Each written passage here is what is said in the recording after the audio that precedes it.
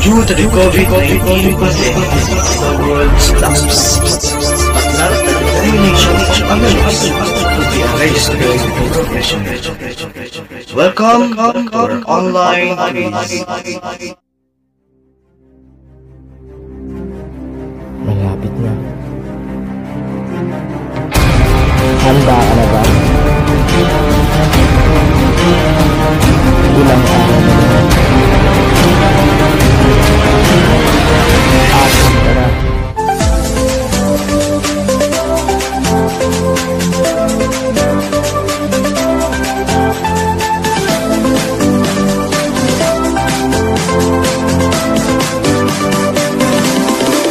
Hello Top Notchers! Again, welcome to my YouTube channel. So ako po'y muling nagbabalik para sa ating mapaambon at ating pabaon sa ating nalalapit na board exam. At muli, ako po'y nagpapasalamat sa ating higit 2,000 subscribers na tumatangkilik sa ating online videos at nag-share sa ating mga videos. So maraming salamat po sa inyong pag-subscribe at sa kapag-like sa aking mga online videos. At sa mga hindi pa po nakakapag-subscribe, so pakiclick lamang po ang ating subscribe button sa baba at wag pong kakalimutan na i-click na rin ang ating bell button para sa ating mga video updates. Baka kayo po'y mahuli at malapit na pong ating board exam. So, eto na nga at atin ang sisimulan ng ating pabaon at paambon sa Nursing Practice 2. Okay, so start na po tayo sa question number 1. Situation, a 10 years old child suffered a second degree burn. So, tatandaan nyo, meron tayong 10 years old child na nagsuffer ng second degree burn. So, question number 1, the nurse is monitoring a child with burns during treatment for burn shock.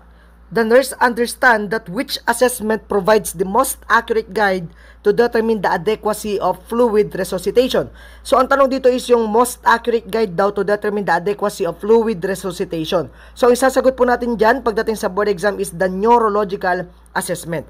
So, the most accurate guide to determine the adequacy of fluid resuscitation is your neurological assessment. So, letter B po ang isasagot natin dyan.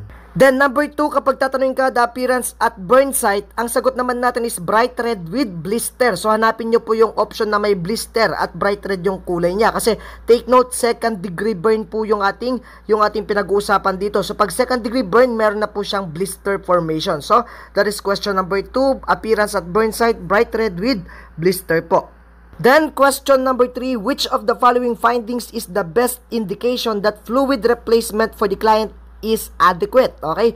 So, ang tanong dito is kung ano daw yung pinaka-indication na yung fluid replacement sa ating patient is adequate. Okay? So, ang sagot natin dyan is letter A, urine output which is greater than 30 ml per hour. Okay? So, urine output provides the most sensitive indication of the client's response to therapy of hypovolemic shock. So, kapag merong fluid replacement, tapos tanungin ka yung indication of your fluid replacement is adequate, the answer is letter A, urine output greater than 30 ml. The next question, number 4, characteristic of pain in partial thickness or second degree burn. So, alam naman natin ang second degree burn, ang tinatawag natin na most painful type of burn. So, the characteristic of pain there is extreme pain. So, hanapin nyo dyan yung merong extreme pain kapag ang tanong is characteristic of pain in second degree burn. And sa question number 5, kapag tanongin naman kayo yung rationale, bakit daw binibigay yung IV medications, hindi yung IM? So, take note, ang rationale doon is, your IV medication will bypass your impaired peripheral circulation. So, IV ang ating pagbibigay sa ating burn medication kasi it bypasses the impaired peripheral circulation. So, pag meron tayong mga third degree burn, the best route of your drug administration is IV. Okay? Pag walang IV, that is oral. Okay? So, wag niyong pipiliin yung subcutaneous at saka IM kapag sa mga second degree at saka third degree burn. So, ang sagot natin doon dapat is either oral or either IV route yung ating pagbibigay. Then next, sa question number 6 naman tayo, other situation, we have your acute glomerulonephritis. Tatanungin ka, what is the best description of your AGN or the acute glomerulonephritis? So, ang sagot natin doon, pag sinabi natin acute glomerulonephritis, that is an autoimmune related inflammation. So, yun po ang keyword mo. It is an autoimmune related inflammation of the glomeruli characterized by the signs and symptoms like proteinuria, hematuria, decreased urine production, and edema. So, keyword, it is an autoimmune related inflammation of the glomeruli which is characterized by proteinuria, hematuria, decreased urine production, and edema. That is the best description of your acute glomerulonephritis. Then next, kapag tanungin ka ulit, which supports the diagnosis of glomerulonephritis? Siyempre, ang nagsusupport ng diagnosis natin ay yung mga signs and symptoms niya. We have your mild proteinuria, marked hematuria, and take note, ang edema ng ating acute glomerulonephritis is periorbital edema. Yung nephrotic syndrome kasi, nephrotic syndrome is anasarca or generalized edema po siya. Dito naman is more common yung periorbital edema or sa mukha po nagkakaroon ng kanyang edema. And kapag tanungin ka kung kailan nakikita yung pag-edema, that is common early in the morning. Okay? Early in the morning, common po yung ating edema sa acute glomerulonephritis. Then next, number 8, priority intervention in glomerulonephritis. So pag tinanong ka, what is the priority intervention in glomerulonephritis? Ang sagot natin is to limit activity and provide safety. So yun po yun. So limit activity, provide safety for the child. That is our priority intervention in glomerulonephritis. And number 9, the signs of worsening of the condition of AGN or acute glomerulonephritis. So ano daw yung pinaka-sign ng worsening of the condition? Ang sagot natin dyan is increasing in weight. So dapat hindi nag-increase in weight. Dapat hindi siya nag-increase kasi pag nag-increase siya, ibig sabihin yan, mas lalo nagkakaroon siya ng accumulation of fluid or nagkakaroon ng edema. So increase in weight, that is abnormal. So that is a sign of worsening of condition of your AGN. Then next, kapag tanungin naman kayo kung saan galing yung ating acute glomerulonephritis, take note that glomerulonephritis is a sequel of impetigo contagiosa. Okay? Impetigo contagiosa, that is caused by your streptococcal bacteria that is also causing your glomerulonephritis. So, pwedeng magkaroon ng glomerulonephritis kapag ang bata ay nagkaroon dati ng impetigo contagiosa. Okay? So, impetigo contagiosa, that is your sequel of your glomerulonephritis. The next situation, we have your client who is gravida 1, para 0, and admitted in labor. So, yung cervix niya is 100% effaced na at nasa 3 cm dilatation na po siya. So, sabi dito, her fetus is at positive 1 station. So, ang first question sa situation na to is the fetus is at positive 1 station. So, the nurse interpret that the fetal presenting part is, so take note, meron tayong fetal station, positive and negative. Kapag positive yung station natin, that is below the level of ischial spine.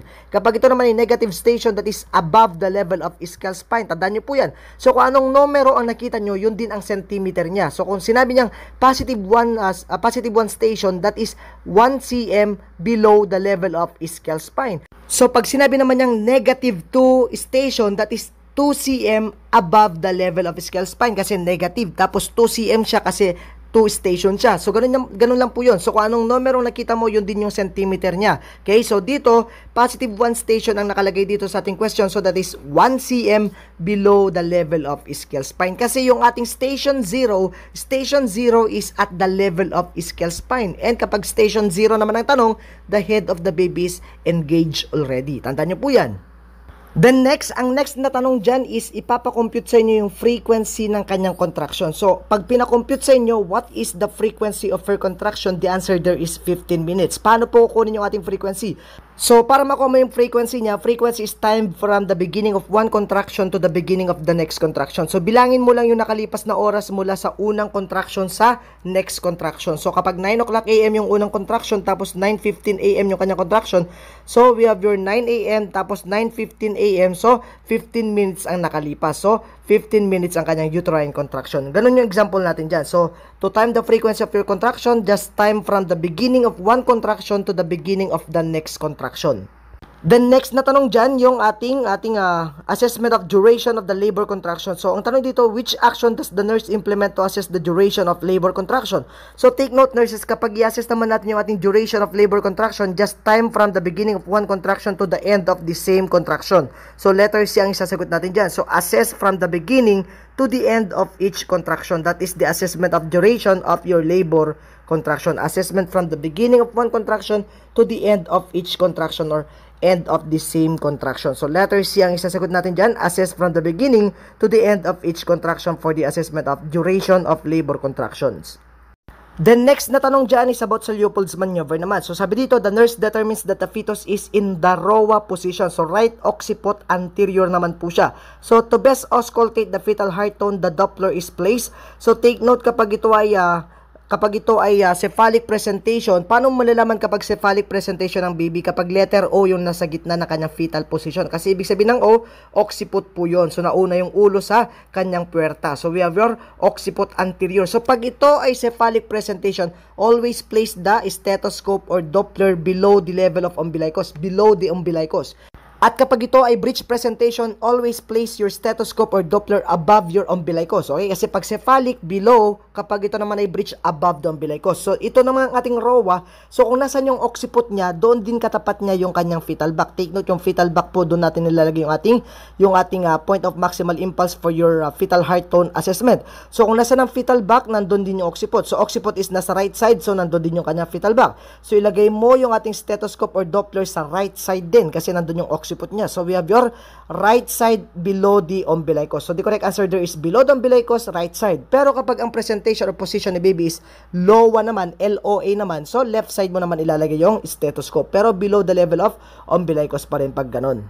The next na tanong dyan is about naman sa late deceleration of the fetus. So take note, kapag sinabi natin late deceleration, that is caused by your uteroplacental insufficiency.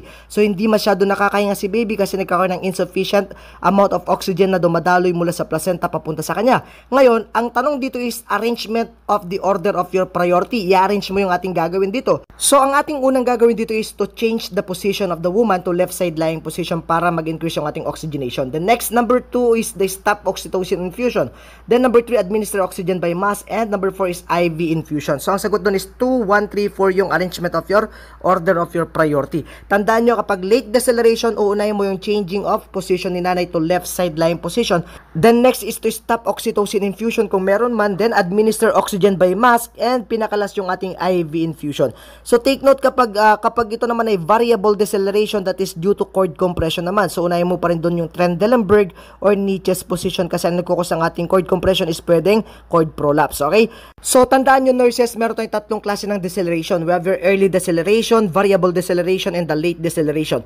Pag sinabi nating early deceleration, that is normal. Wala kang gagawin dun kapag early deceleration na nakita mo sa board exam kasi early deceleration is due to head compression. Pero pag ang nakita mo sa board exam is variable deceleration tsaka late deceleration, that is abnormal na kasi meron ka nang gagawin dyan. And always remember, nurse, nang una mong gagawin dyan kapag may mga deceleration like the variable at tsaka late deceleration is to reposition the mother. Okay? So kapag late deceleration, reposition the mother to left side lying. Late is to left side lying. Kapag ito ay variable naman, pwedeng Nietzsche's or pwedeng Trendelenburg kasi ang nagkukos naman dyan is your cord prolapse or cord compression. Okay? The next situation natin, we have our family planning naman ang next questions natin. So, ang unang tanong dito is, which statement is not correct about menarche? So, ang sagot natin doon is, it precedes telarche and adrenarche. Bakit mali po yung statement na yun? Kasi nauna po yung ating telarche and adrenarche bago kay menarche. So, kasi pag sinabi mong it precedes telarche and adrenarche, nauna na daw ang menarche kay telarche at saka adrenarche. Mali po yun.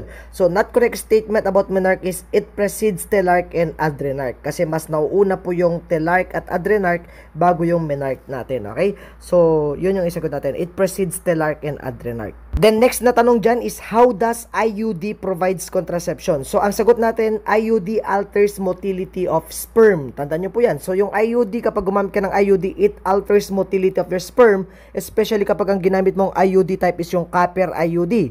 Kasi yung copper IUD, nagre-release yun ng copper para ma-inflame yung uterine lining and it will alter the motility of the sperm. The next question is, woman with 28-day cycle, what is the point of ovulation? So, point of ovulation of 28-day cycle woman is 14 to 15 days. So, paano po kinukuha yan? Just subtract 14th day to your 28-day cycle. So, 28 minus 14 is 14. So, mag-ovulate po siya at the 14th day to 15th day of her cycle. So, 14 to 15th day ang sagot natin. Then, ang next na tanong dyan is clear and observable sign of fertility. So, ang sagot natin dyan, the clear and observable sign of your fertility is the presence of your clear, elastic, slippery, and stretchable mucus. So, pag wala yan, just answer your elastic and slippery or clear and slippery. Okay? So, clear, elastic, slippery, and stretchy, that is a sign of fertility. So, nag-ovulate ka, so fertile ka kapag clear, elastic, and slippery, and stretchy yung mucus mo or cervical mucus mo. Then next, number 20, a 33 days cycle will expect to ovulate around. So, paano pagkuha ng ovulation days? Just subtract 14 days from your cycle. So, 33 minus 14 is equal to 19 days. So, 19 days mag-ovulate na yung 33 days cycle na babae. Tandaan nyo po yan. 33 minus 14. Constant po yung number na 14 na yan. So, ang magbabago lang sa board exam is yung mga cycle days. So, just subtract your cycle days into 14. Then, that is the expected ovulation day or ovulation period. So, 33 minus 14 is 19 days. Then next na tanong, we have your situation, 19 years old na postpartum, nagsasuffer siya ng postpartum depression. Unang tanong naman dyan, what is the major rationale of postpartum depression daw? So, what is the major rationale of postpartum depression? Ang isasagot natin dyan is jealousy of the husband's attention to the infant.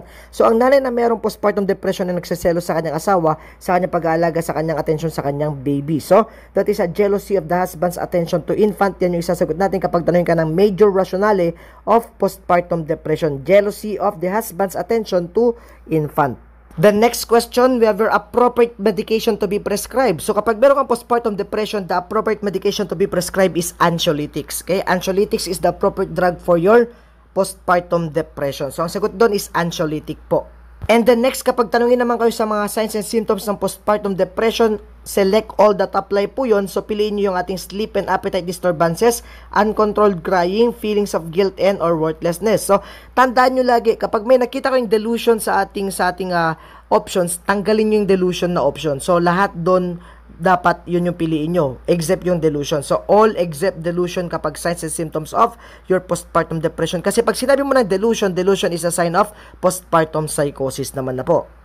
And kapag tanungin naman kayo sa pathognomonic sign ng ating postpartum depression, ang isasagot po natin sa board exam is rejection of the infant. So, take note, the most prominent sign of your postpartum depression is the rejection of the mother of the infant. So, rejection of the infant is the pathognomonic sign of postpartum depression. And next, kapag tanungin naman kayo about the focus of your psychotherapy, ang sagot po natin is fears and concerns. So, the focus of psychotherapy is the fears and concerns of your patient. So, fears and concern is the focus of your psychotherapy.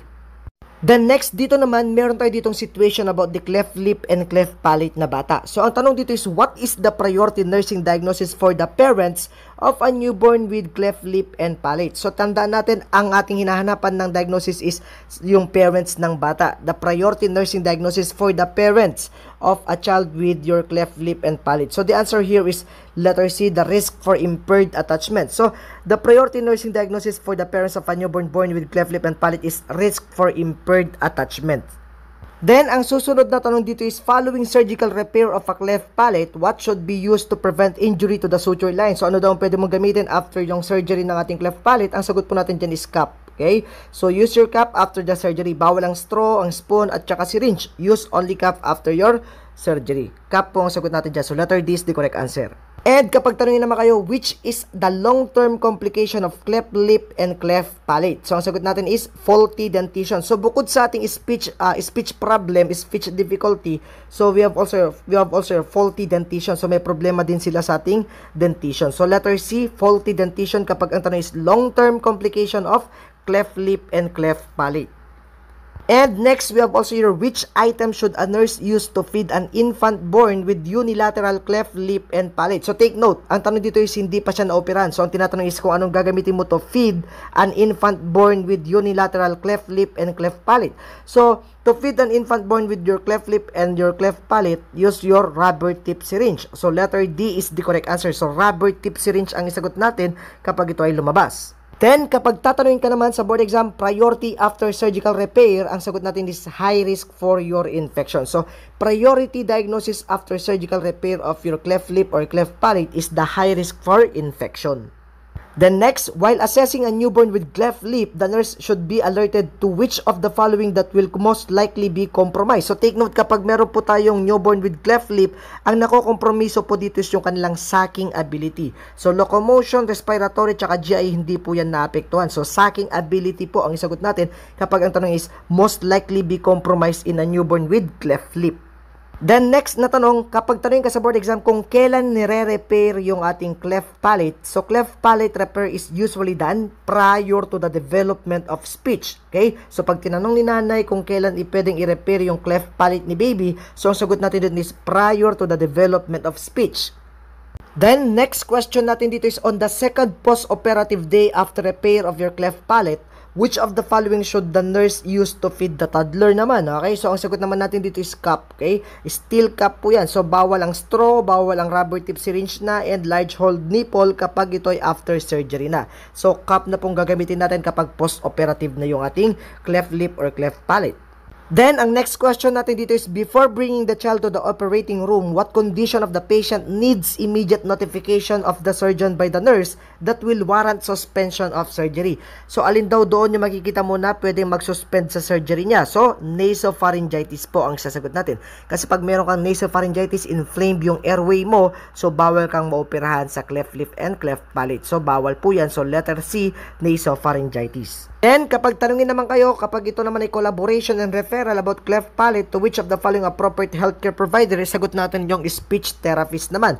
So, after surgery, kailangan natin na i-refer yung ating patient sa speech therapist kasi nga meron din silang problem sa kanilang speech development. So, kaya ginagawa natin yung ating cleft palate repair before speech development. So, letter A is the answer here. Then, next na question natin, the mother asked the head nurse why the pediatrician recommended that closure of palate should be done before he is 6 months. So, ano isasagot daw ng nurse kapag yun yung tanong ng ating patient or yung ating mother of the patient? So, ang sagot mo dito is, bakit daw nire-recommend ng pediatrician na ang closure ng palate is before 6 months? So, ang sagot mo is, surgery should be performed before the child starts to use faulty speech patterns. Tandaan mo yan. Surgery should be performed before the child starts to use faulty speech patterns. Then, next na tanong dito, the head nurse continued to ask Nurse Estela, a cleft lip predisposes an infant to infection primarily because of which of the following? So, bakit daw predisposed to infection yung batang may cleft lip? So, ano daw ang dahilan? Primarily, ano daw ang dahilan? Ang sagot natin dyan is mouth breathing that dries the oropharyngeal mucous membrane. Kasi kapag ginagamit ni baby or yung bata ng kanyang bibig sa paghinga, mouth breathing will dry the oropharyngeal mucous membrane. So, letter D ang sasagot natin dyan. Then, next na tanong na naman, which significant statement of the mother will predispose her son to cleft lip or palate? So, ano daw yung significant statement na sasabihin ni nanay kung bakit magkakaroon ng cleft lip or cleft palate yung kanyang anak? So, ang sagot natin dun is, I am asthmatic and I usually take steroids. Tandaan po natin, ang steroids pwede pong makapag-cause yan ng cleft after ng ating delivery. So, kapag buntis ang nanay at siya nagdadalang tao nga at yung bata ay na-expose sa paggamit niya ng steroid drug sa kanyang asthma, pwede pong mag-cause yun ng cleft kay baby. So, it can cause cleft lip or cleft palate. So, yun yung sagot natin. Hindi yung rabbit na tumatalon or hindi yung kinurse siya ng kanyang binan na babae. So, hindi po yun.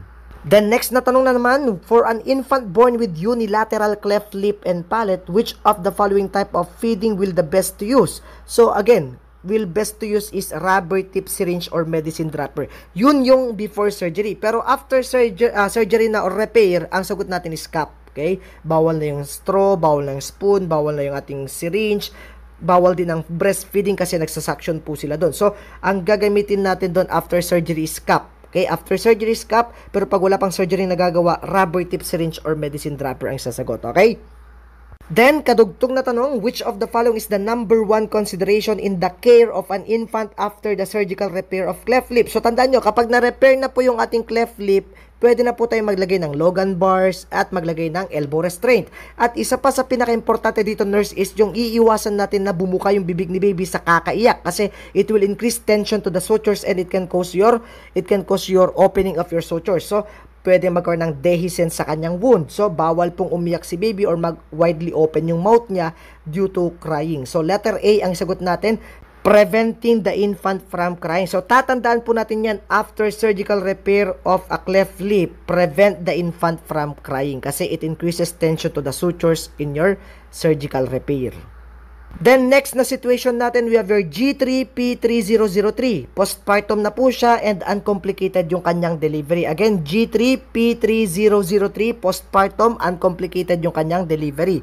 So, ang tanong dyan is, in lactation amenorrheal breastfeeding method, so, ilang months ka magpapasuso sa ating LAM or lactational amenorrhea method? So, ang tanong dyan, ilang months ka magpapasuso? Ang sagot is 4 to 6 months. So, magiging effective yung lactational amenorrheal method method kapag ikaw ay nagpapasuso 4 to 6 months because of the hormone prolactin, okay? So, during your LAM method kasi, your prolactin hormone will suppress ovulation. So, 4 to 6 months magpasuso ka sa lactational amenorrheal method. Then, next na tanong natin is signs of postpartum infection. So, ano daw ang pinaka-sign of infection sa ating postpartum? We have your foul-smelling local discharge. So, pag nakita mo or sa board exam na encounter mo yung foul, smelly, local discharge, that is a sign of your postpartum infection. And yung pinaka-common na puerperal sepsis is your endometritis. Tandaan nyo po yan. Endometritis or metritis is the most common puerperal infection.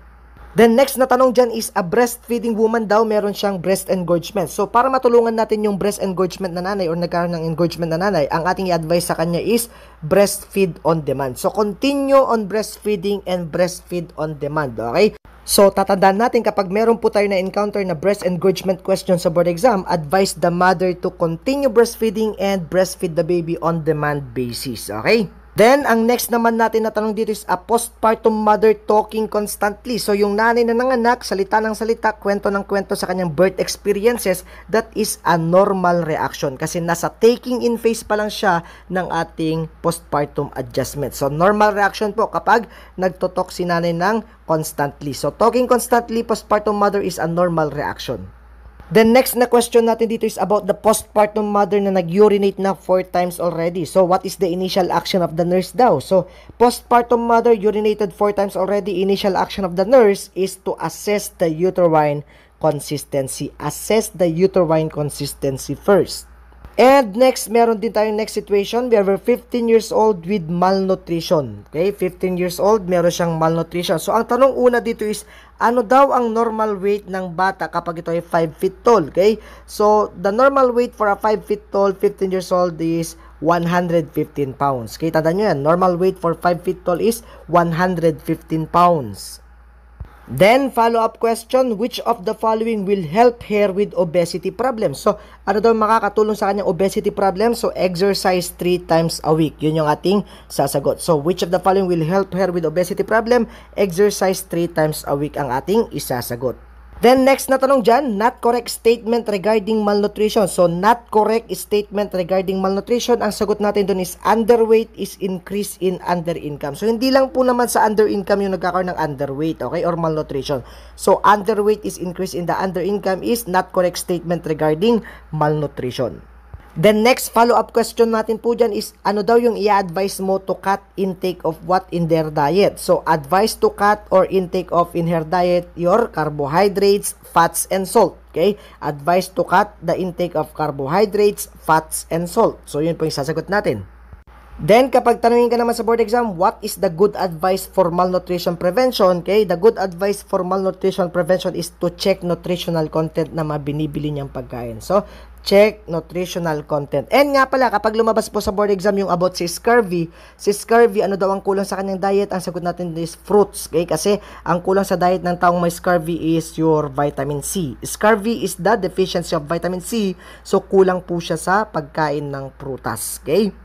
Then, next na tanong natin dito or situation is about the phenylketonuria in your newborn screening. So, PKU po ang ating next na pag-uusapan. So, phenylketonuria or the PKU is one of the screened disorder in your newborn screening. So, ang tanong dito sa una is, what is the pattern of inheritance of your phenylketonuria? So, take note, the pattern of inheritance of your PKU is autosomal recessive po siya. Okay? Tandaan natin, autosomal recessive po yung ating phenylketonuria.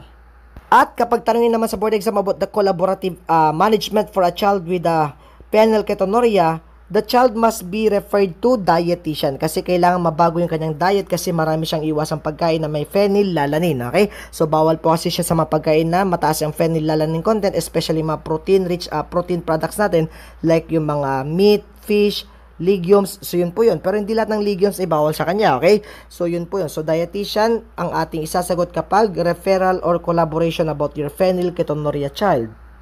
At kapag tanungin ka naman about the criteria for the disease to be transmitted, ang criteria po natin para magkaroon po ng phenylketonuria ang isang bata, dapat parehas po na meron tayong nanay or tatay na carrier ng ating gene, okay? So, dapat both parents must be carriers po. Kapag isa lang sa kanilang carrier, wala pong magkakaroon ng phenylketonuria sa kanilang anak. Kailangan silang pareho is carrier ng phenylketonuria. So, both parents must be carrier for the disease to be transmitted.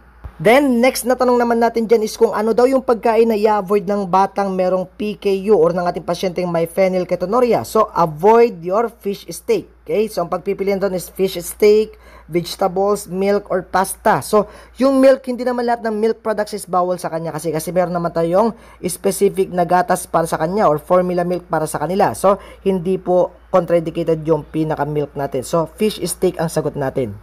Then, next follow-up question natin dyan. The father and mother is carrier of your PHA of phenylketonuria. So, what is the pattern of inheritance daw? So, 1:4 in each pregnancy po ang isasagot natin dyan. So, father and mother is carrier. The pattern of inheritance is 1:4 in each pregnancy. Tandaan nyo yun. PKU is autosomal recessive. Okay?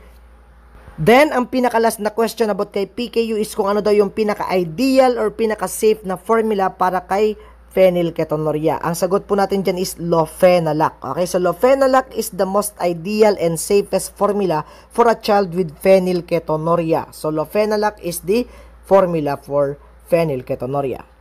Then, next situation natin ay about sa ating Leopold's maneuver. So Leopold's maneuver naman ang ating next na pag-uusapan. So unang tanong dito is ganito. So in Leopold's maneuver, step number 1, you palpated a soft, broad mass that moves with the rest of the mass. So what is the correct interpretation of this finding? So take note with your keyword, ang napalpate ng nurse is soft, broad mass that moves with the rest of the mass. So pag ganun napapalpate mo sa ating Leopold's maneuver number 1, ang napapalpate mo or nakakapa mo ay yung fetal buttocks. Okay? So letter B is the correct answer. So the mass palpated is the buttocks. So take note, kapag sinabi mong Leopold's maneuver number 1, sa ating fundus ka nagpapalpate. So nakapa mo doon yung puwet ng baby. Okay? So ang sagot natin is the palpated mass is the buttocks. Keyword natin doon, kapag soft broad mass, that is the fetal buttocks and the baby is in a cephalic presentation. Kapag nakapa mo naman dyan is a hard mass, that is the fetal head and the baby is in a breech presentation kapag sa Leopold's maneuver number 1 mo, nakapa yung ulo ni baby.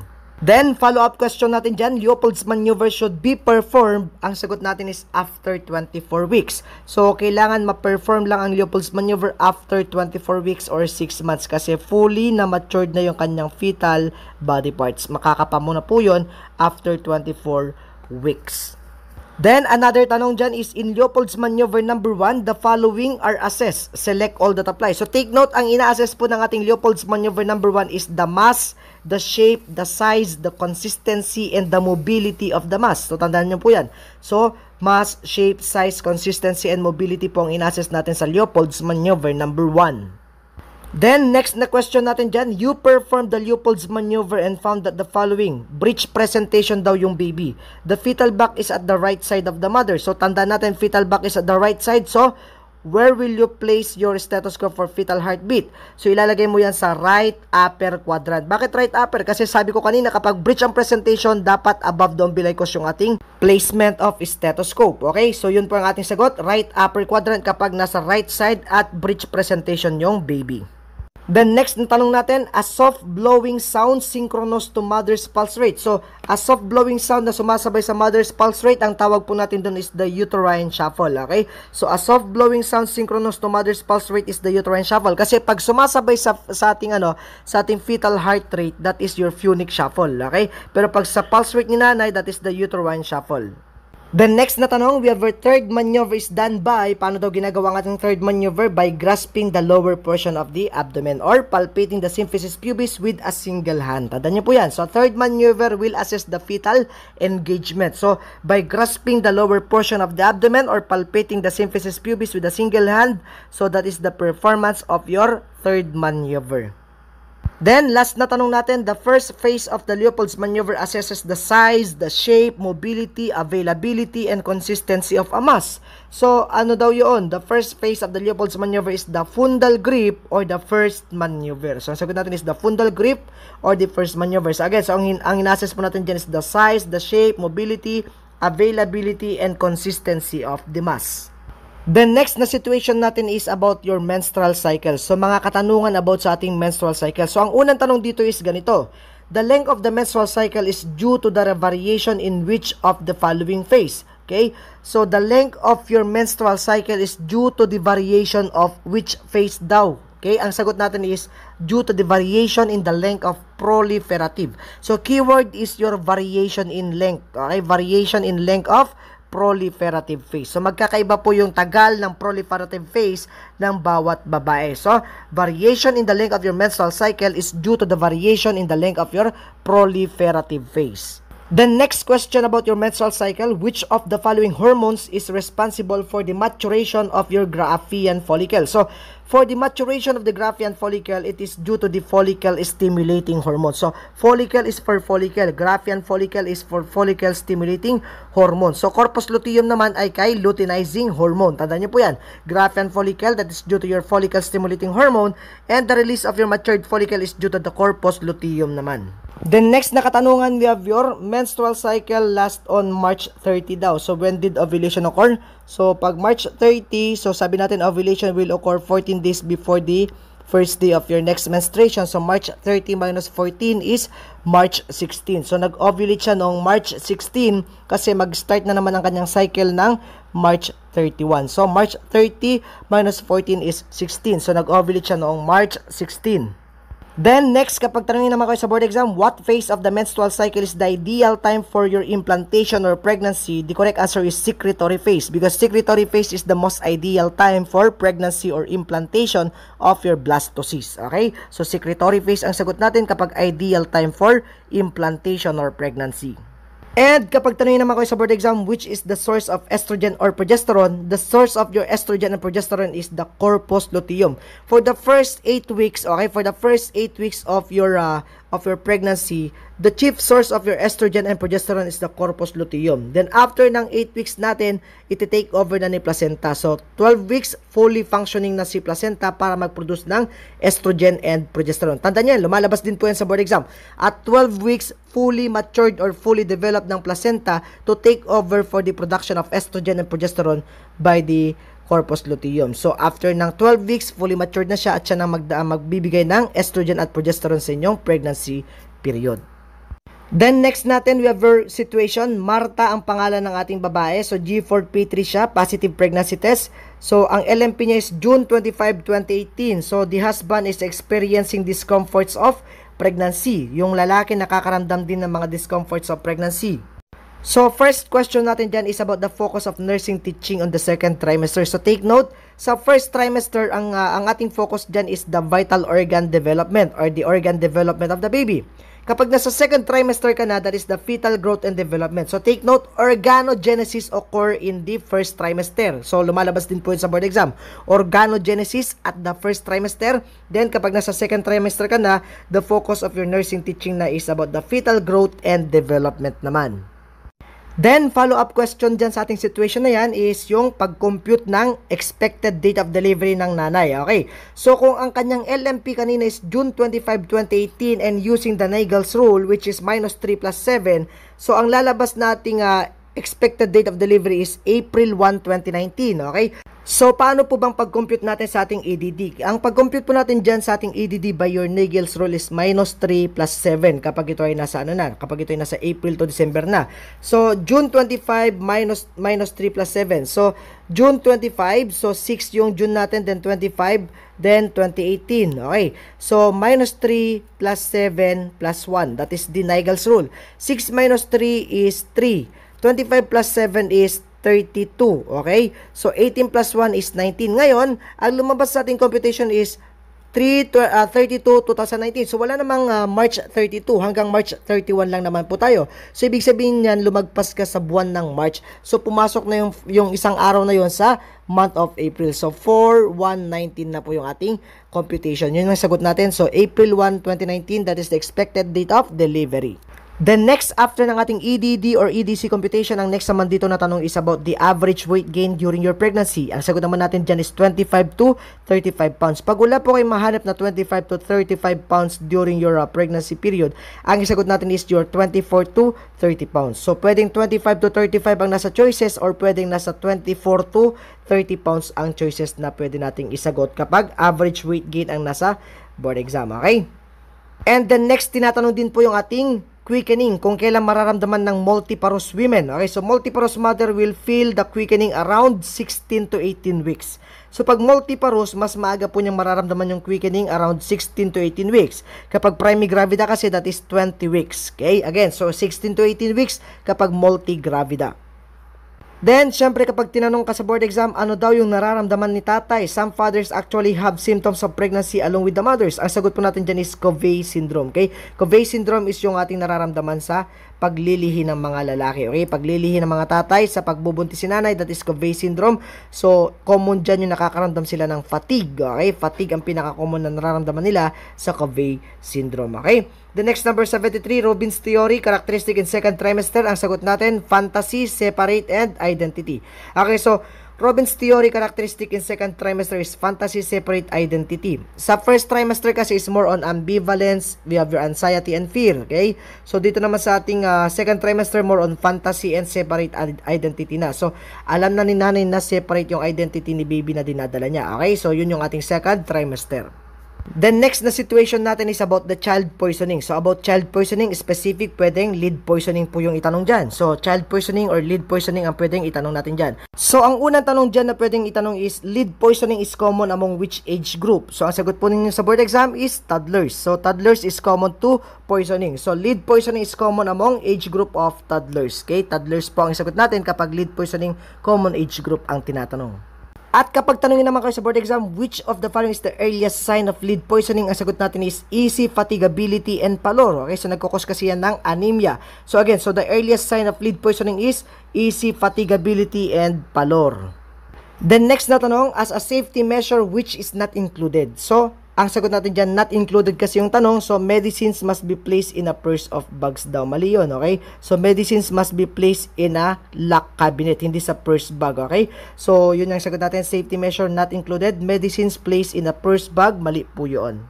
And kapag tinanong naman sa board exam, lead poisoning causes irreversible damage to what part of the body or organ? Ang sagot naman natin is brain, okay? Hindi sa bones, hindi sa kidney, kundi sa brain po ang pinaka-irreversible damage ng lead poisoning. So, lead poisoning causes irreversible damage to the brain. So, ang next natin na tanong is read labels. Anong babasahin natin? Safety markings. So, bakit daw binabasa natin yung labels? For safety markings po. The next na situation, the parents of Angelo, a 3-year-old, arrive at hospital to visit. So, Angelo is in the playroom when the parents arrive. When the parents enter the playroom, Angelo does not readily approach the parents. So, dinedma ni Angelo yung kanyang mga magulang. The nurse interprets that Angelo's behavior indicates what? Letter D. This is normal pattern. So, take note, meron silang protest. Ano pa yon? Despair, denial, or detachment. The next na question natin dyan is yung nanay nagpunta kay nurse. Tapos sabi niya, meron siyang difficult time to get the child to go to bed at night.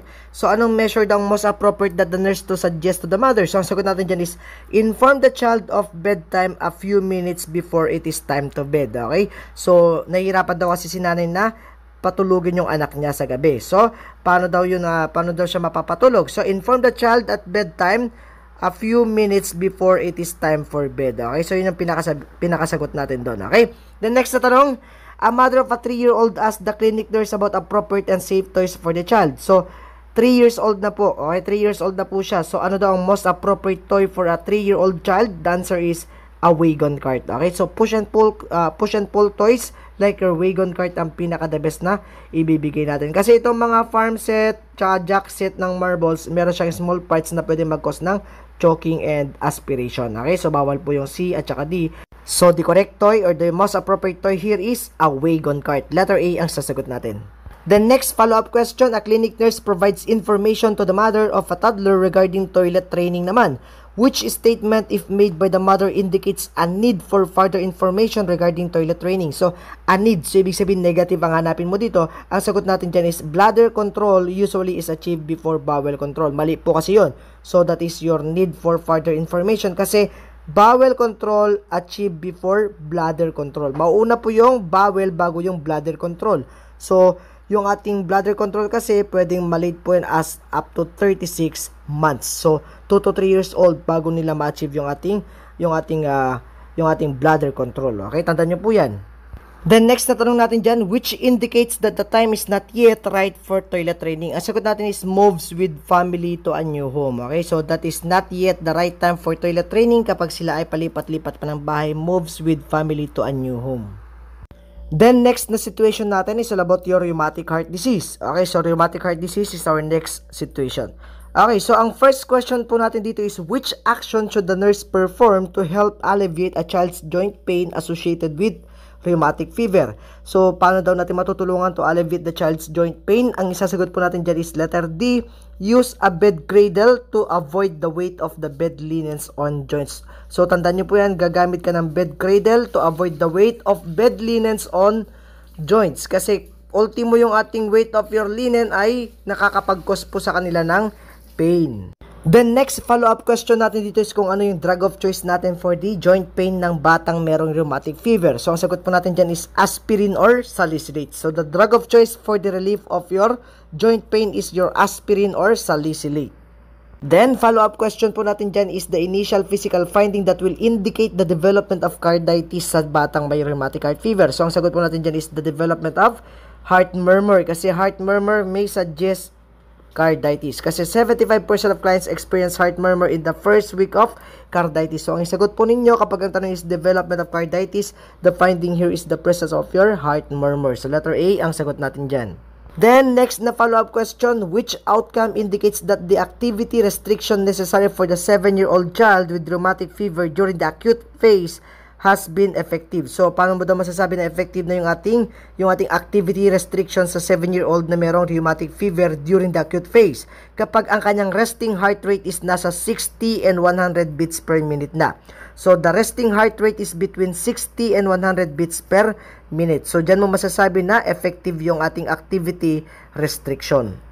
And yung pinaka-last na question natin sa situation ng rheumatic heart fever or rheumatic heart disease, a nurse is planning care for the 12 years old with rheumatic fever. So the nurse should teach the parents to provide for adequate periods of rest between activities. So kailangan po yan ng patient, yung ating bed rest.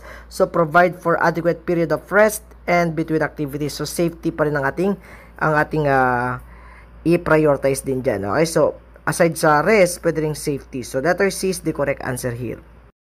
Then next na tanong natin is about sa OB na naman. So Sheila is in active labor and begins to tremble, becomes tense with contractions.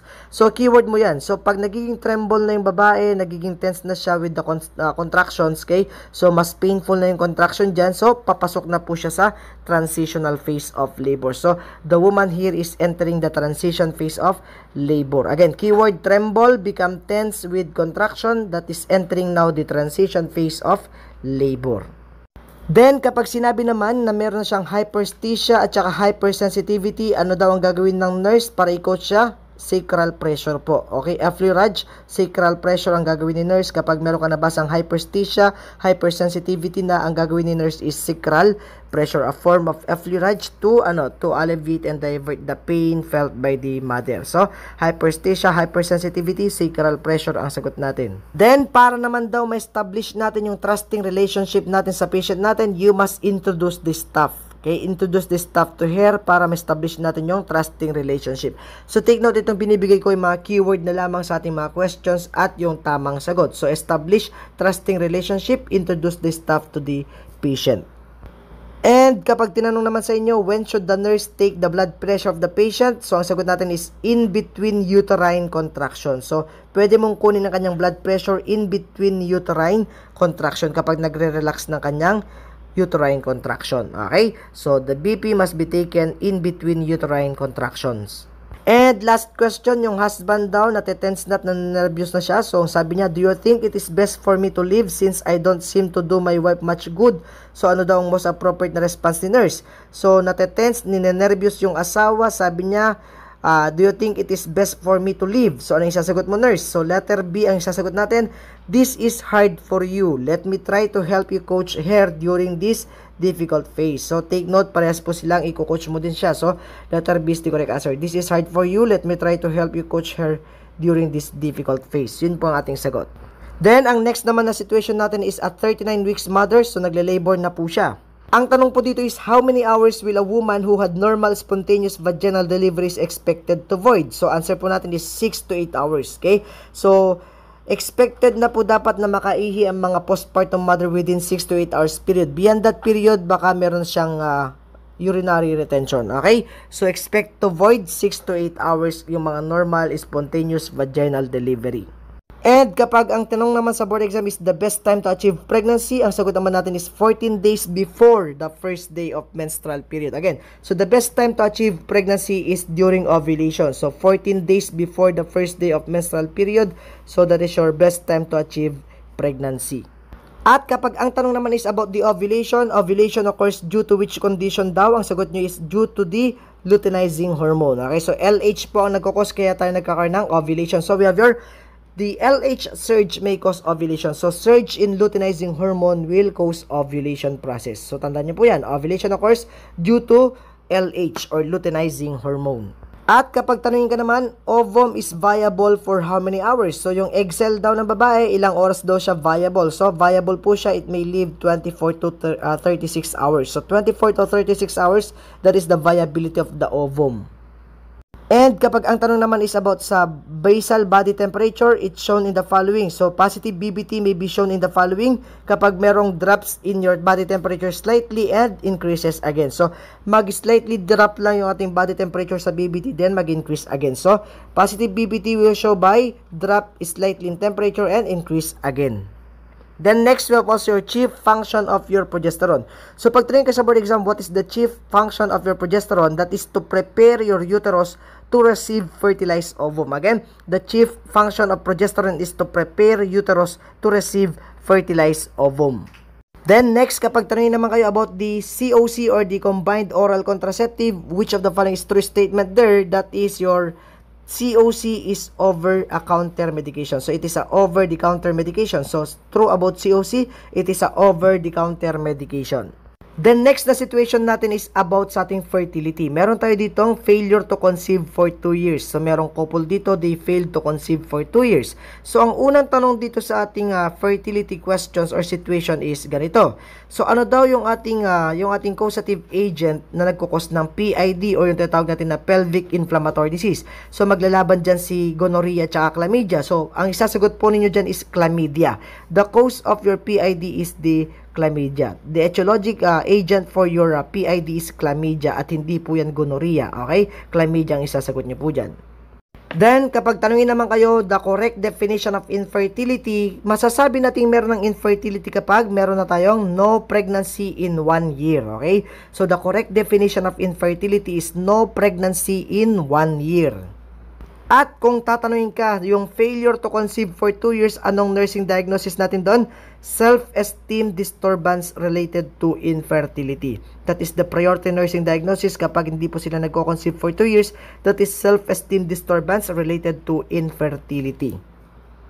Then, next na situation natin is about OB na naman. So, a primigravida who is at 40 weeks gestation arrives at the birthing center with abdominal cramping, bloody show, and yung membrane niya nag-rupture na. Okay, so 40 weeks na siya, tapos nag-rupture na yung kanyang fetal membrane. So, number 107, attitude of the fetal presenting part is longitudinal military attitude. So, take note yung situation natin, 40 weeks, tapos nag-rupture na yung membrane, nag-assess ka, ano daw yung attitude ng fetal presenting part? That is longitudinal and that is military attitude. Naka-longitudinal yung bata and military attitude yung bata.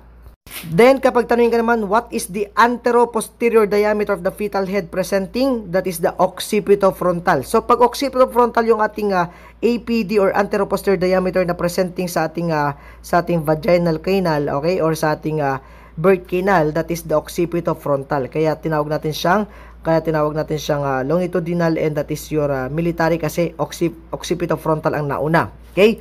The next, kapag sa vaginal exam naman, napalpate mo daw yung large diamond shape fontanelle, ano daw naman yon? That is a brow presentation. Tandaan niyo yan. So, large diamond shape is the brow presentation. Kasi pag ang napalpate mo naman is the small triangular shape, that is the vertex presentation. Okay? Keyword mo kapag triangle, yung letter V. Okay? That is like a triangle. Okay? So, letter V, vertex, triangle. So, yung diamond naman, that is brow. Okay? Large diamond in shape, that is the brow presentation, baby. Okay? And next, we have also your laboring women situation. So, ang tanong naman dito is palpation of the small triangular shaped fontanelle. The fetal head is, ano daw? Vertex. Palpation of the small triangular shaped fontanelle is vertex. Kasi sabi ko kanina, kapag large shaped fontanelle, that is the brow presentation. Pero kapag ito'y triangular naman ang shape niya, that is vertex. Okay, lumalabas po yan. Vertex ang sagot natin. And kapag triangular shape is palpated, what is the position of the fetus in the uterus? The position is completely flexed. Kasi pag vertex ang baby natin, completely flexed po yung baby natin. Okay? Then, number 112, what anteroposterior diameter of the fetal presenting part is presenting, or the fetal head is presenting? Ang sagot naman natin dyan is suboccipitobregmatic. Kasi pag vertex po yung baby natin, ang pinaka-presenting part natin is the suboccipitobregmatic. Then, next na tanong dyan, may ipapakita ng illustration. Pero yung illustration, pag di mo nakita sa baba ng tanong, nasa likod po yan. Okay? So, tatanungin ka, ano daw yung position ng baby kapag ito yung nakita mo sa diagram? So, ang sagot po natin dyan is left occiput anterior. Okay? So, the position in the diagram below is the left occiput anterior. So, keyword mo para makita mo dyan, yung ating triangle. Dapat makita mo yung triangle sa left side. Yung triangle sa ulo, yon, yung occiput niya, yung triangle. Yung diamond kasi na yan nasa baba, that is the anterior fontanelle. So, dapat ang hanapin mo lagi is yung triangular shape, yung nasa taas. So, anterior sa taas, posterior sa baba. So, left occiput anterior po yan. Then, next na tanong natin is about naman sa ating mechanism of labor or yung mga cardinal movements of labor. So, tatandaan nyo po yung sequence lagi ng ating mechanism of labor. We have your ed, fire, ere. So, ed, we have your engagement, tapos descent, tapos flexion, internal rotation, extension, external rotation, and pinakalas yung expulsion. So, ang keyword mo dyan is ed, fire, ere. Okay? So, engagement, descent, flexion, internal rotation, extension, external rotation, then expulsion. Then, next natin is yung mga nasa PIH or preeclampsia question. Okay? So, situation is the PIH or preeclampsia. So, ang unang tanong dyan is sign of mild preeclampsia. Okay? So, sign of mild preeclampsia includes your hypertension, edema, and proteinuria. Again, so hypertension, edema, and proteinuria, these are the signs of mild preeclampsia. Then, kapag tanongin naman kayo sa ating worsening sign of your preeclampsia, ang isasagot mo lang dyan, nurse, is headache or blurred vision. Okay? So, the presence of your headache or blurred vision is a worsening sign of your preeclampsia.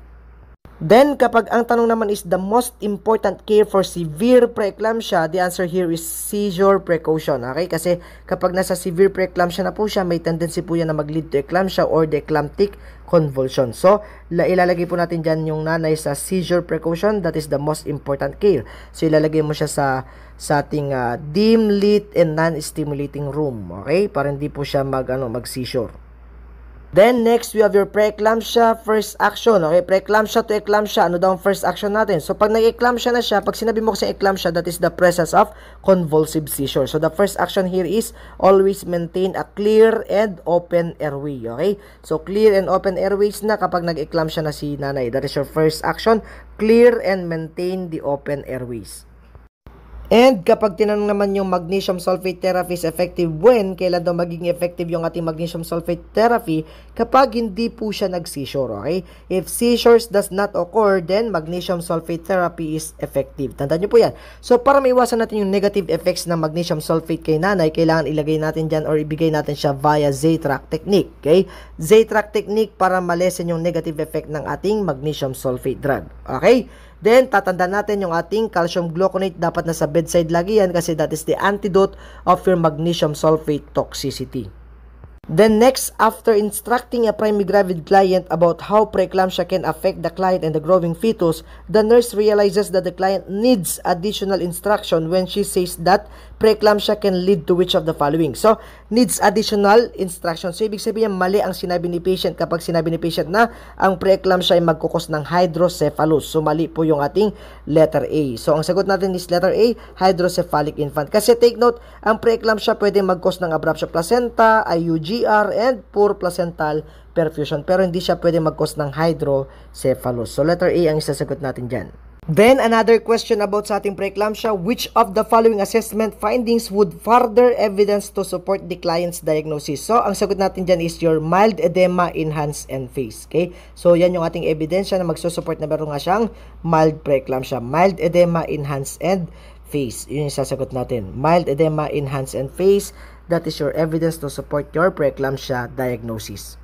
At kapag tinanong naman sa board exam yung priority nursing diagnosis natin sa pasyente may preeclampsia, ang sagot naman natin dyan is your deficient fluid volume related to fluid shift from intravascular space to extravascular space. So ang isipin mo lagi dyan, pag may preeclampsia, may edema. So meron tayong deficient fluid volume kasi yung tubig sa kanyang intravascular ay pumunta na sa extravascular space. Kaya nagkukos yan ng vasospasm and endothelial injury. Okay, so letter A ang sasagot natin dyan. And another common board, whether when developing the teaching plan for a primary gravid client with diagnosis of your mild preeclampsia who is being treated at home, which of the following would the nurse identify as the most appropriate client-centered goal? Okay, keyword, most appropriate client-centered goal for your mild preeclampsia client. So, ang sagot natin dyan is letter C, bed rest on the left side during the day with bathroom privilege. Okay? So, kailangan naka-left side po siya kapag nagbe-bed rest po siya para ma-increase lagi yung perfusion na papunta kay baby, galing kay placenta. Letter C ang sagot natin dyan, bed rest on the left side lying position. And the next we have also your, a patient with pregnancy-induced hypertension probably exhibits which of the following symptoms? Ito na. So, ano daw yung sintomas ng ating pregnancy-induced hypertension? Siyempre, PIH, we have your triad signs and symptoms. We have your proteinuria, we have your headache and double vision. So, itong headache and double vision, it will represent the presence of hypertension. So, take note, wala pong contraction na nagaganap dyan, wala din vaginal bleeding na nagaganap kay pregnancy-induced hypertension. Okay? So, meron lang tayong proteinuria, edema, at saka hypertension. Take note, triad, proteinuria, edema, hypertension. The next situation natin dito is about your deep vein thrombosis. Okay, so ang unang tanong dyan is the antidote of your heparin. So the nurse must prepare to give what? Protamine sulfate. Kasi nagbibigay tayo ng heparin kapag merong deep vein thrombosis, especially kapag buntis ang pasyente. Kasi take note, heparin will not cross the placenta. Kasi yan ang pinaka-safest natin na anticoagulant during your pregnancy. So antidote of heparin is protamine sulfate. Pero ang antidote naman ng warfarin or Coumadin is the vitamin K. Tandaan nyo po yan. So wag nyo kakalimutan din. Pag vitamin K, that is for the warfarin or your Coumadin toxicity. Pero kapag ito naman is heparin toxicity, ang ibibigay natin is the protamine sulfate.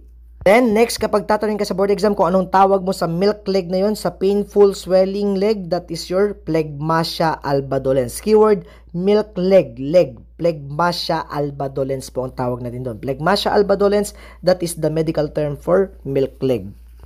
Then next na tanong natin dyan, which of the following laboratory results will the nurse specifically review to determine the effectiveness and appropriate dose of heparin? So ano daw yung i-check mong laboratory value kapag gumagamit ka ng heparin? So ang sagot natin dyan, nurses, is the activated partial thromboplastin time or the PTT. Kapag PT kasi hindi po yan yung ating ginagamit. Ang ating ginagamit dyan is your APTT or the PTT, activated partial thromboplastin time yung ating imomonitor kapag heparin ang ating ginagamit. And kapag ang tanong naman is about sa adverse effect ng paggamit ng heparin para malaman mo kapag ito ay effective, okay? So kailangan mong i-assess regularly yung presence of hematuria, ecchymosis, and epistaxis. Kasi pag meron po yung tatlong yan, that is an adverse effect of your heparin use. So hematuria, ecchymosis, and epistaxis, that is the adverse effect of heparin use. Then, follow-up question, the patient should also be instructed to avoid which medication that can aggravate bleeding. So, ang sagot natin dyan is salicylates. Example, yung mga aspirin natin, bawal po yan sa kanya kasi it can cause bleeding, okay? So, instruct the patient to avoid your salicylate because salicylate can aggravate bleeding. Then, next situation natin is nagkaroon daw ng vehicular accident, okay, sa isang Vario X. So, merong 8 sugatan or na-injure. Okay, kasama na dyan yung buntis na nanay na G3P4, 6 months pregnant na ang pangalan niya is Almira. Okay, so siya si Almira, buntis, 6 months pregnant, kasama niya yung kanyang anak. Okay, 4 years old, tapos yung driver, conductor, at saka yung mga estudyante. So, yung iba nagkaroon lang ng minor injuries. So, ang unang tanong doon is, who among the passenger will take the priority for rescue team to transport to the hospital? So, sinong unang dadalhin sa hospital? Okay, yung conductor ba? Yung bata ba na may Coles fracture? Okay, so sagot natin dyan is yung pregnant women. Kasi take note, 2 lives at risk po yan. Okay, so yung nanay at saka yung baby sa kanyang sinapupunan. So, siya po ang ating uunahin. So, pregnant woman po ang ating dadalhin na una sa hospital, lalo na po kapag siya ay dinudugo na. So, pregnant woman ang sagot natin sa ating board exam. And kapag ang tanong naman is, in admitting the injured patient, which should be first done by emergency team to assess? So, ang una mong i-assess kapag ikaw yung emergency team dito is the airway. Hindi yung breathing, hindi yung circulation, kundi yung airway muna, okay? So, airway first. So, ABC pa rin po tayo. Airway, breathing, circulation. Mauna pa rin yung airway. And ang next na tanong dyan is yung assigning of rooms. So, in assigning rooms for injured patient, which is the correct room assignment? So, take note, huwag mong paghiwalayin yung nanay at saka yung baby or yung kanyang anak kanina, si 4 years old kanina. So, the mother and the child should be together in one room. So, huwag mong i-base yan sa kanilang PhilHealth. So, mother and child should be together in one room dapat. Okay? So, take note, 4 years old, meron pa po siyang separation anxiety dito. Okay? So, mother and child should be together in one room. Then, next na tanong dyan, in as much Almira complained vaginal spotting and abdominal cramping, which among the following the nurse anticipate most likely diagnosis of physician after a vaginal examination? So, ano bang nangyari kina Almira? Meron pong vehicular accident. So, take note, vehicular accident is one of the predisposing and risk factor for having abruptio placenta. So, hindi mo na pwedeng isagot doon yung ating mga abortion kasi 6 months pregnant na po siya. Take note, ang abortion ay nangyari yan lang less than 20 weeks or 5 months. Pag sinabi kasing abortion, that is less than 5 months po. Pero kapag ito ay 6 months na, hindi mo na matatawag na abortion yun, okay? So, lalo-lalo na kapag vehicular accident or mga collisions, ang pwede mangyari sa nanay dyan is abruptio placenta because of your abdominal trauma. Okay, tandaan nyo po yan. Okay, abruptio placenta po yan. So, nililito lang kami ng board yung spotting and abdominal cramping. Okay, so take note, ang sagot dyan is abruptio placenta. So, take note nurses, hindi lang po sa collision or vehicular accident pwede mag-occur ng abruptio placenta. Okay, pwede rin yung cocaine abuse. Kapag si nanay is addict sa cocaine, pwede rin pong mag-cause yan ng ating abruptio placenta. So, dalawa po yan. Kapag sa first trimester po siya nag-cocaine abuse, that is abortion. Pero kapag third trimester na po siya, that is abruptio placenta. Tandaan nyo po yan, okay? Huwag kayong magkakamali. Tingnan nyo lagi yung weeks of gestation or ilang buwan na bang buntis si nanay para mapag-differentiate nyo yung dalawa, okay? Then, our last question sa situation na yan is ganito. One good nursing intervention of the nurse for Almira would be to put her on absolute bed rest. Tatandaan nyo po yan kasi yung baby na di-distress po sa abruptio placenta. So, kailangan niyang mag-bed rest. Okay? Bed rest po yan. Put her on absolute bed rest para ma-oxygenate at makapag-rest din si baby sa loob. Okay? So, yun yung ating sagot dyan. Then, next na situation natin, we have your patient, 23 years old, G2P1N at 9th month pregnancy. So, nasa 9 months na po siya. So, manganganak na po ito. So, ang unang tanong dito is, during the first contact of the patient with the nurse, the latter should demonstrate the following behavior. Which of the following is the exception? Okay? So, except sa isa. So, pwede maging caring ka, comforting ka, encouraging ka, pero hindi ka pwedeng maging compelling. Okay? Compelling nurse, bawal po yan. So, compelling ang sagot natin. Mapilit. Okay? Pinipilit mo siya. So, letter D is the correct answer. Exception to compelling. Then, next na tanong dyan is not included among the factors to distinguish between true and false labor. So, not included to distinguish true labor and false labor. So, vital signs ang sagot dyan, okay? Kasi contraction, dilatation, so yun ay kasama lahat. Yung vital signs, hindi po, okay? Vital signs ang sagot natin. Kapag tinanong ka naman, which is the least screening assessment to be used by the nurse? So, nandyan yung ma-interview, laboratory review. So, pwede po yun, okay? Interview, laboratory review. Wag lang yung radiologic procedure, okay? So, except na po yan. List na yan. List screening mo na po yan. So, list screening yung radiologic procedure kapag buntis ang pinag-uusapan, okay? So, laboratory review, ano pa? We have your interview. So, yun yung mga pwede. Physical examination, pwede po yun. Pero radiologic examination of procedures, hindi po yan pwede kay nurse. And always natatandaan nyo nurses, magkaiba po yung screening procedures sa diagnostic procedures. Kapag sinabi mo screening procedures, that is your presumptive procedures lang. Pero kapag confirmatory na, that is the diagnostic na. Kasi pag sinabi mo radiologic like the ultrasound, that is a confirmatory procedure. Diagnostic na po yun, hindi na po yun screening procedure. Then next question, during admission, the nurse needs to take patient obstetrical data. Which of the following is the most important? So pag kukuha ka ng ating obstetrical data, ang pinaka-importante dyan na kunin mo is yung kanyang check-up records, prenatal check-up records. And kapag lumabas sa board exam kung ilang prenatal contacts or prenatal check-up ang gagawin ng isang nanay na buntis, ang isasagot po ninyo is 8. Okay? 8 prenatal contacts ang ating isasagot kasi bago na po yun. Hindi na po yung 4 visits ngayon. Matagal na po yun na phase out na po yun. So, kailangan at least 8 prenatal contacts na po ang ina-advocate natin at pinopromote ng WHO. And then next, what is the primary objective of birth plan? So, lahat ng mga buntisan na dapat may birth plan kasi ligtas ang may plano. Okay, so, ang primary objective ng birth plan nurses is options on her wishes and preferences about her labor, delivery, and puerperium. Kasi dito mo pwedeng ilagay o isulat ang mga kagustuhan mong mangyari during your delivery, labor, and puerperium.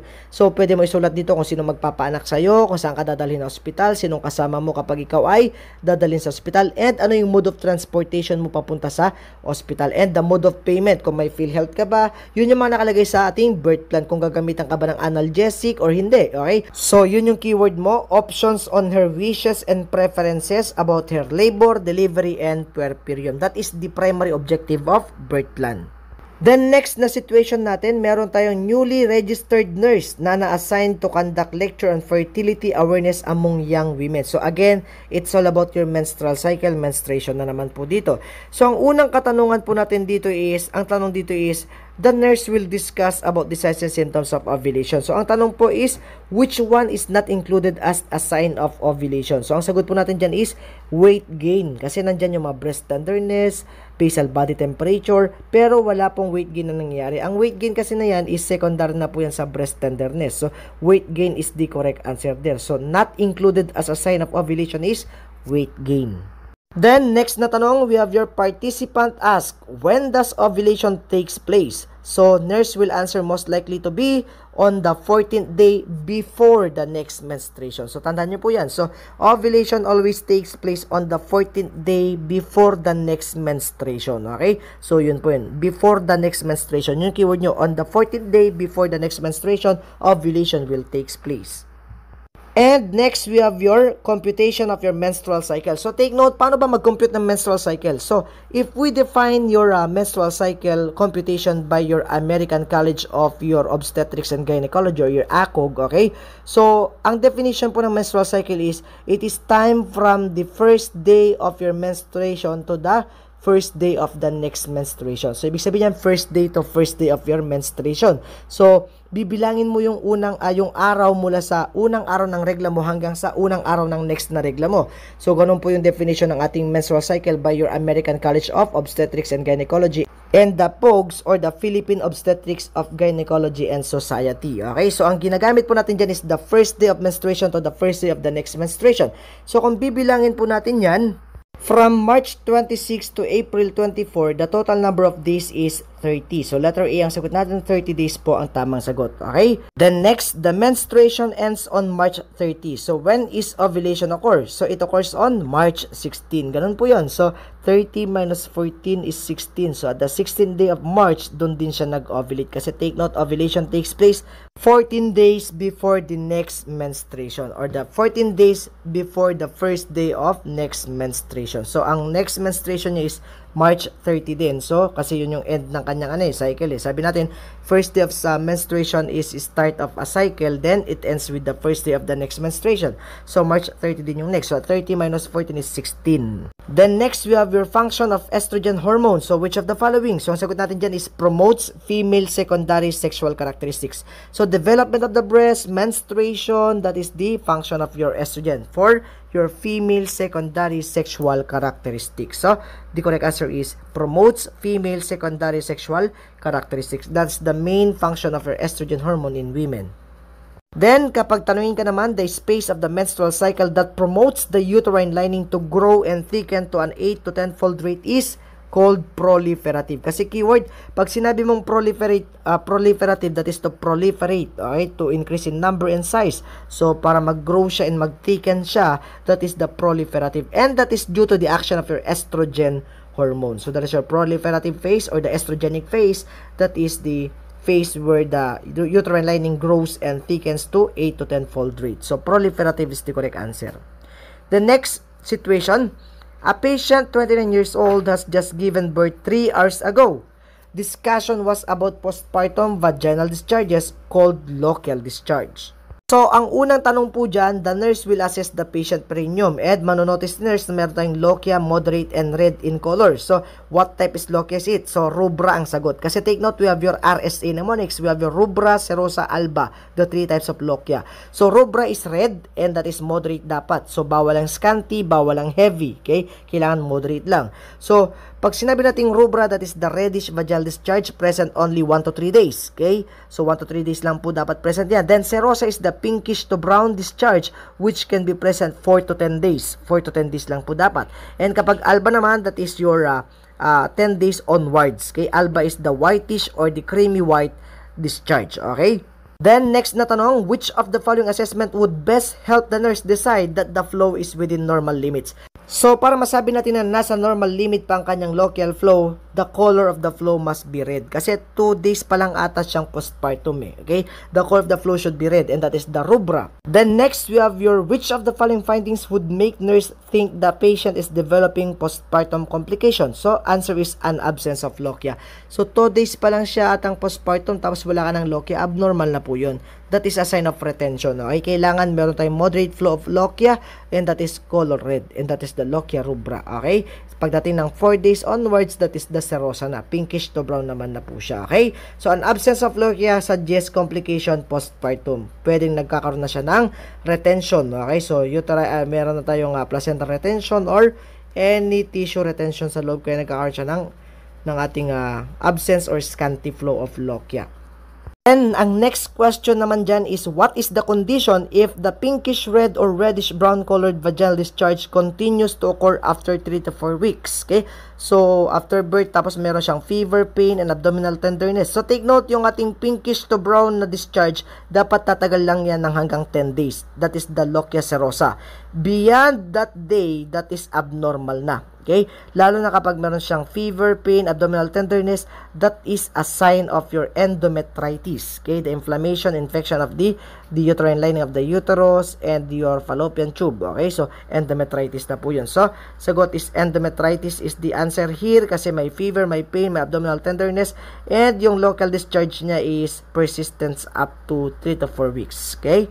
The next, last question in your local discharge, which of the following is an important indicator of a complete and accurate measurement of the lochia? This is the number of perineal pads saturated and the time kung kailan ka nagpalit ng ating perineal pads. So, time is the correct answer. Hindi yung kanyang odor, hindi yung kanyang color, at hindi rin yung consistency, kundi yung kanyang number of perineal pads and yung time between changing of perineal pads. Thank you.